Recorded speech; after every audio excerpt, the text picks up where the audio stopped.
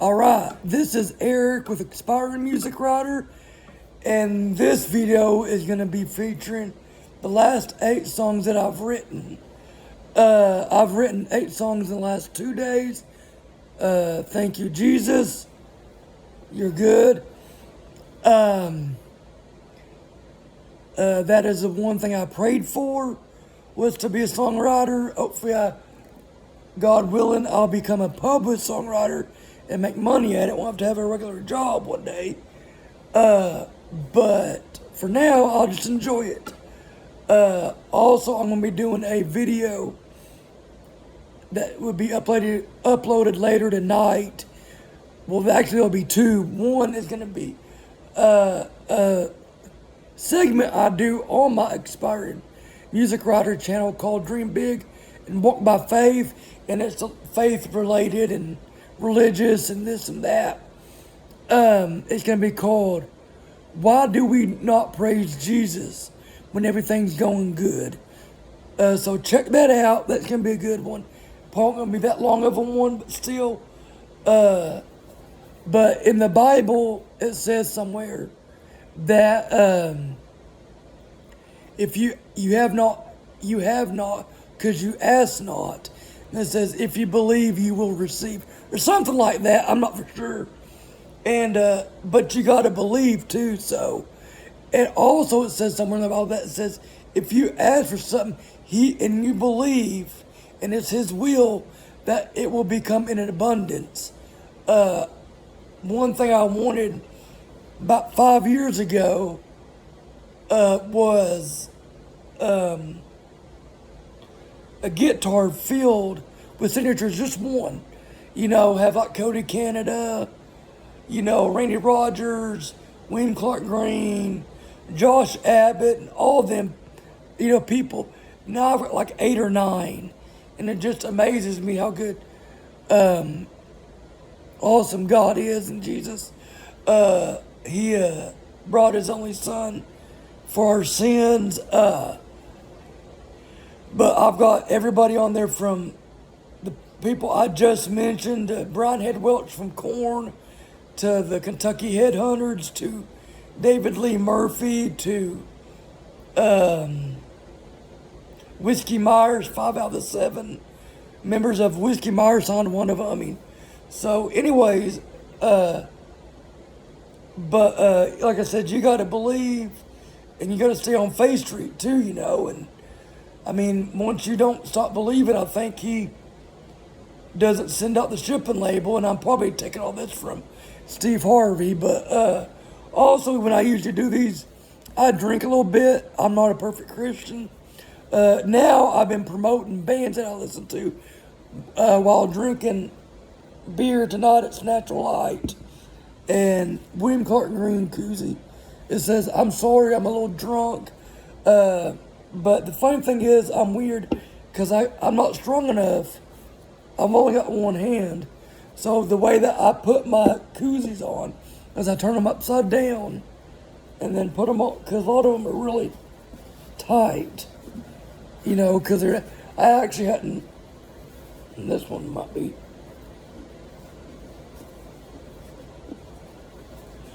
There we go. Now we got it. Okay. See, it's really tight. I don't use them a lot. I just now really started using a bunch of them. So, anyways, let's crack this sucker open. There we go.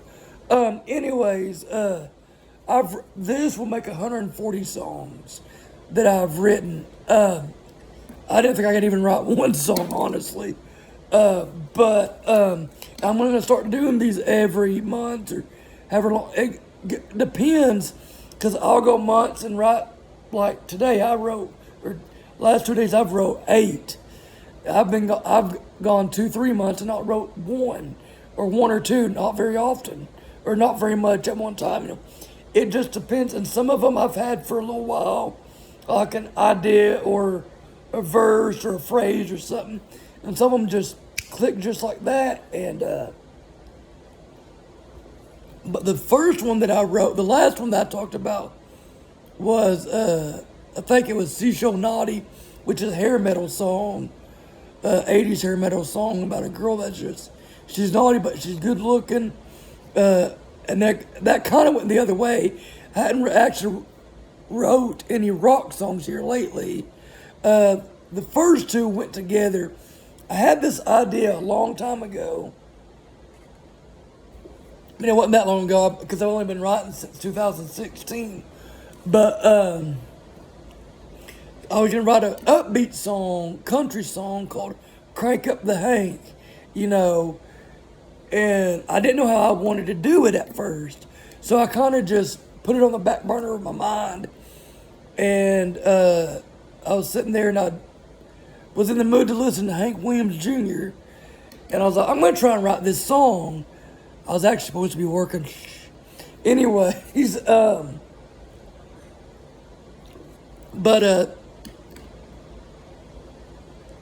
I love sad songs. Always have. Well, not always, but when I really started getting into songwriting and learning, you know, that people actually do write songs, it's not just a few people up in Nashville or California or out in New York or whatever, you know, ragweed and all that stuff.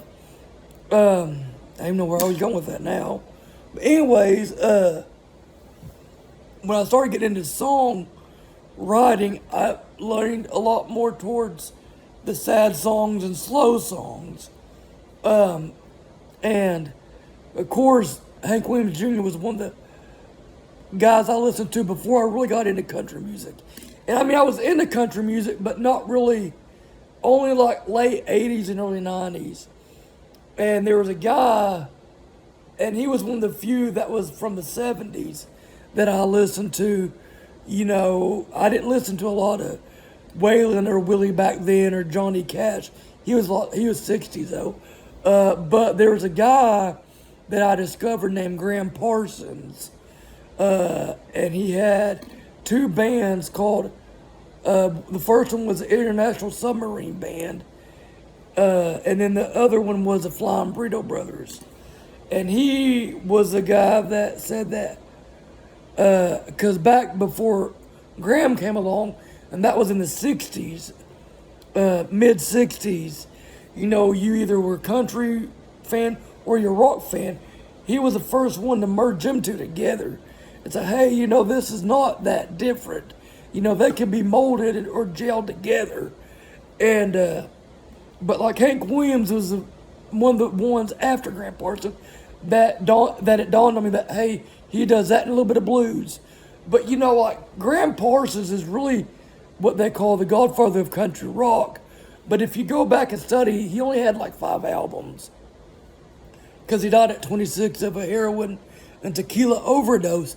But there's all sorts of genres of music that he did. But the main one was country and rock, molding that together. But he did gospel, he did blues, he did folk. I mean, you know, not really southern rock, because that really wasn't invented until the 70s. Rockabilly, maybe a little bit of rockabilly. And there's actually, I have an argument about rockabilly. I love rockabilly, but, you know, to me, you know, because rockabilly, I think of like Carl Perkins and Marty Stewart and some other people. And I can't remember who the big guy was, one of the main influences.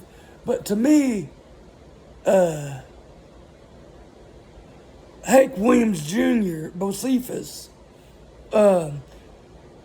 says that his daddy, Hank Williams Sr., invented rockabilly. And I kind of have to disagree with that. Not that I hate that saying or anything, but to me, it really wasn't rockabilly. It was more upbeat country back in those days, to me. But that's just my opinion. Anyways, but I know I'm getting off subject. I've got a deal on my Facebook called Just Yakking, so. Anyways, but I wrote, like I said, I enjoy the sad songs a lot more than the upbeat songs. And I'm getting to where I write more upbeat songs, or I try to, because I know everybody just don't want to be down and out all the time when you're listening to music. But like I said, it's a lot easier for me to write down and out and sad songs. But the first one, and it was only supposed to be one song, and I was not really. It was not really an alternate version. I've got a version for his dad, and then a version for him, Bocephus. But what I did was take all the sad songs of Hank Williams, like "I'm So Lonesome I Could Cry," "There's a Tear in My Beer," "You're a Cheating Heart," all those, and converted it into name dropped them, but into the verse. And then I went back, but tonight I'm going to crank up some Hank.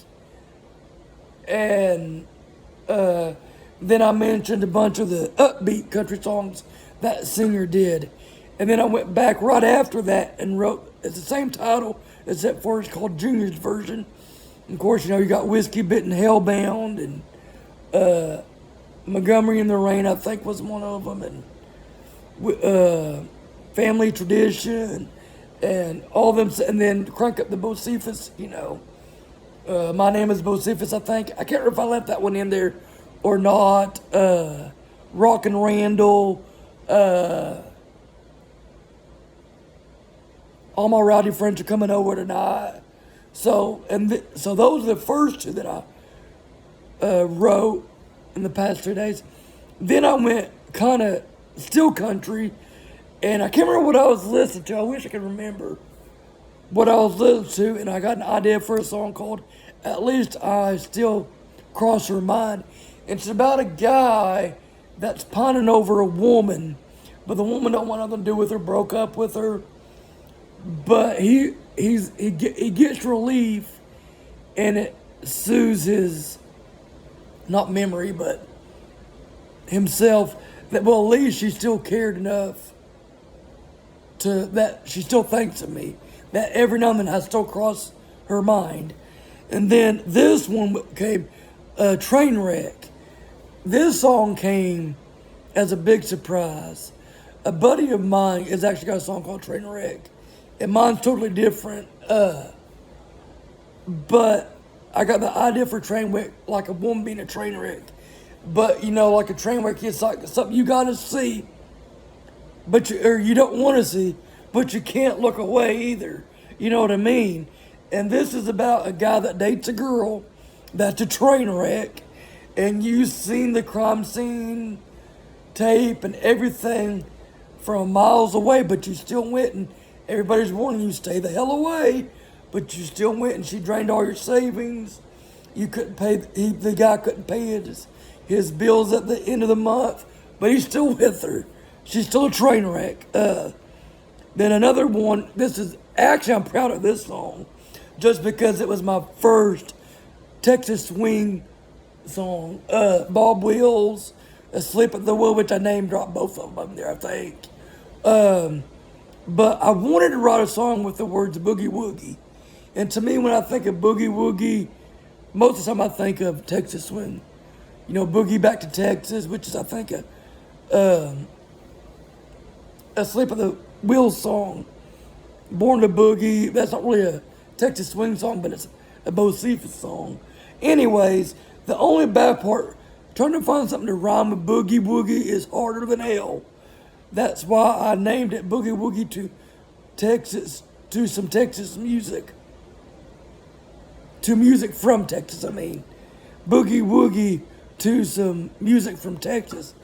Texas is a lot easier to rhyme with.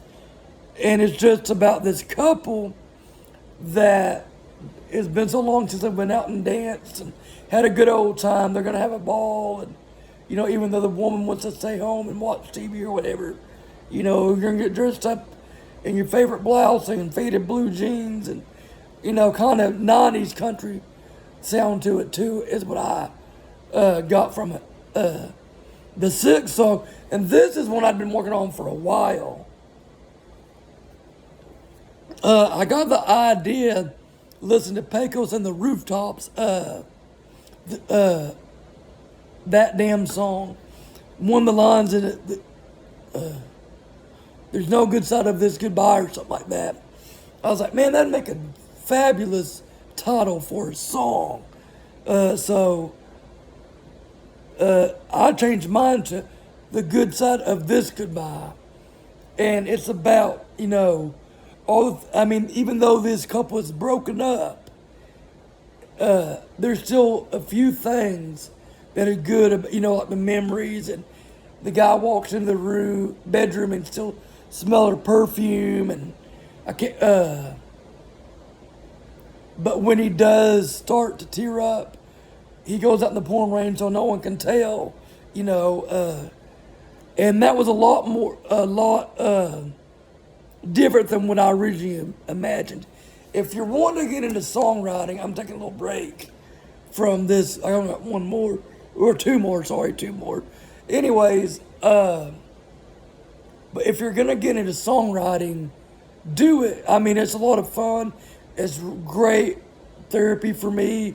When I'm writing songs, I don't think about nothing else except for the situation of that song and the characters in that song, and of course it passes the time too, and it gets my creative sparks going.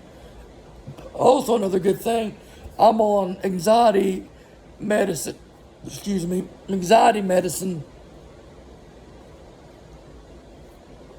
and I know I'm working on a song called The Mask.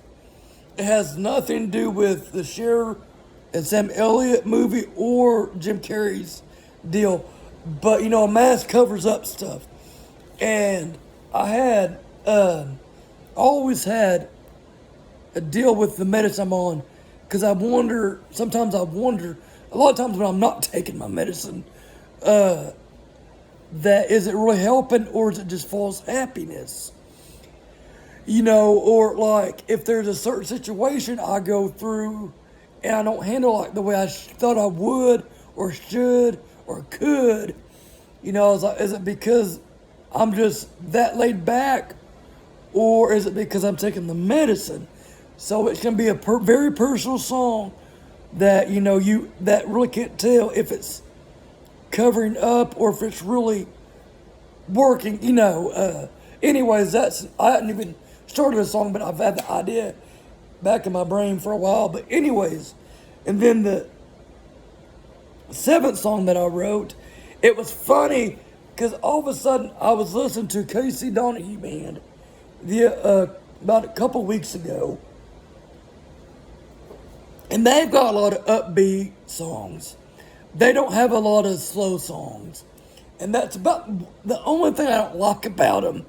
Call me stupid and weird, because like I said before, I love sad songs.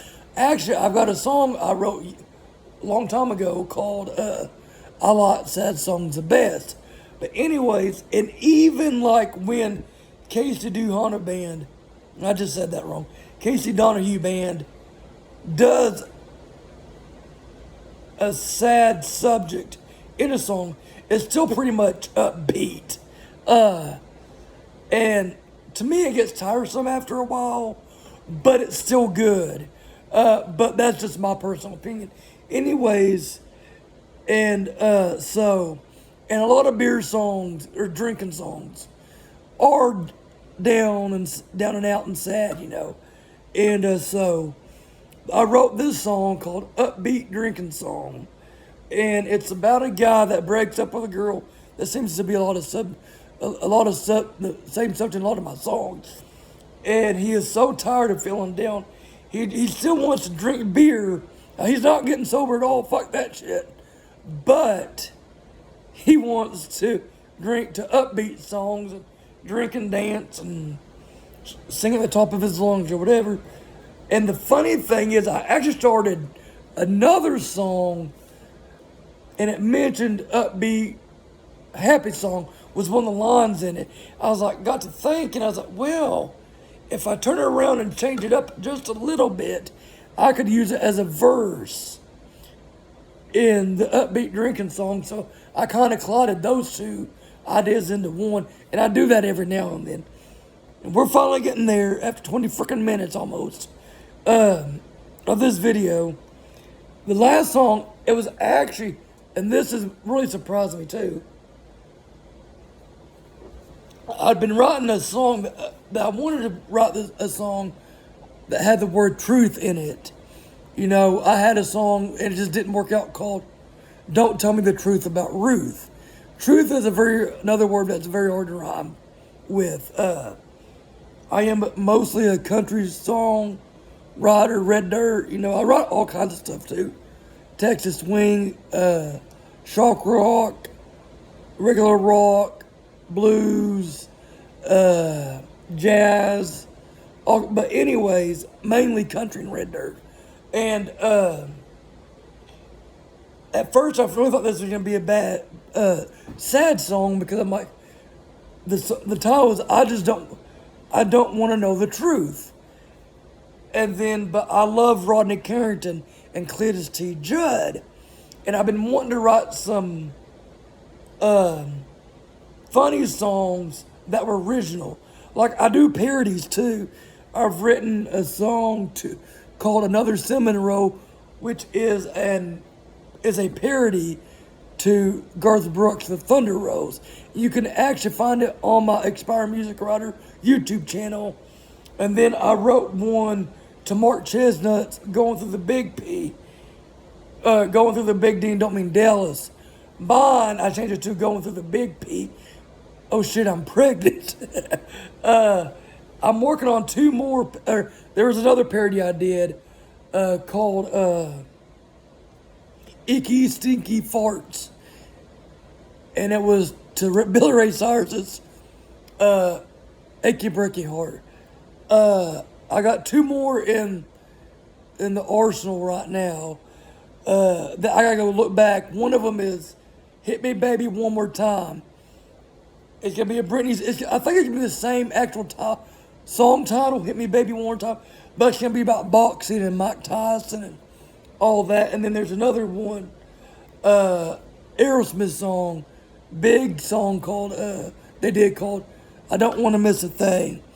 Mine's I think, gonna be the same thing, but it's about a woman that bitches about the guy's cleaning, and he goes, "I don't want to miss a thing."